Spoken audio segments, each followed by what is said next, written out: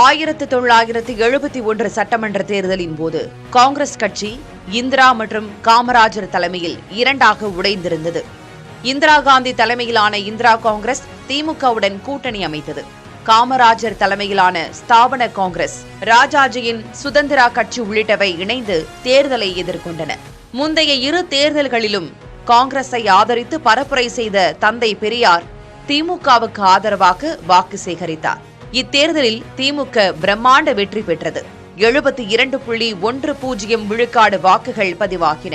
203 தொகுதிகளில் போட்டியிட்ட திமுக 184 இடங்களை கைப்பற்றியதுடன் 48.58 விழுக்காடு வாக்குகளை பெற்றது. தமிழ்நாடு சட்டமன்ற தேர்தல் வரலாற்றில் ஒரு தேர்தலில் ஒரு கட்சி இவ்வளவு அதிக இடங்களையும் அதிக வாக்கு விழுக்காட்டையும் பெற்றது இதுவே முதல் முறை. இதேபோல் மற்றொரு உதாரணமாக 1989 சட்டமன்ற தேர்தலை சொல்லலாம்.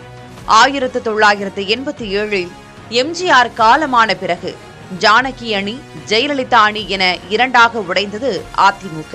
எம்ஜிஆரின் மனைவி ஜானகி முதல்வரான நிலையில் சில வாரங்களிலேயே சட்டமன்றத்தில் நடைபெற்ற நம்பிக்கை வாக்கெடுப்பில் பெரும் அமளி ஏற்பட்டது. சட்டம் ஒழுங்கு, அரசியல் ஸ்திரத்தன்மையை காரணம் காட்டி ஜானகி ஆட்சி கலைக்கப்பட்டது. பின்னர் குடியரசுத் தலைவர் ஆட்சி அமலுக்கு வந்தது. ஓராண்டு பின்னர் சட்டமன்ற தேர்தல் அறிவிக்கப்பட்டது. திமுக தலைமையிலான அணியில் மார்க்சிஸ்ட், ஜனதா தளம் கட்சிகள் இடம்பெற்றன. அதிமுகவின் ஜெயலலிதா அணி சேவல் சின்னத்திலும், ஜானகி அணி இரட்டைப்புறா சின்னத்திலும் போட்டியிட்டன. சிவாஜி கணேசன் தலைமையிலான தமிழக முன்னேற்ற முன்னணி ஜானகி அணியையும், இந்திய கம்யூனிஸ்ட் கட்சி ஜெயலலிதா தலைமையிலான அணியையும் ஆதரித்தன.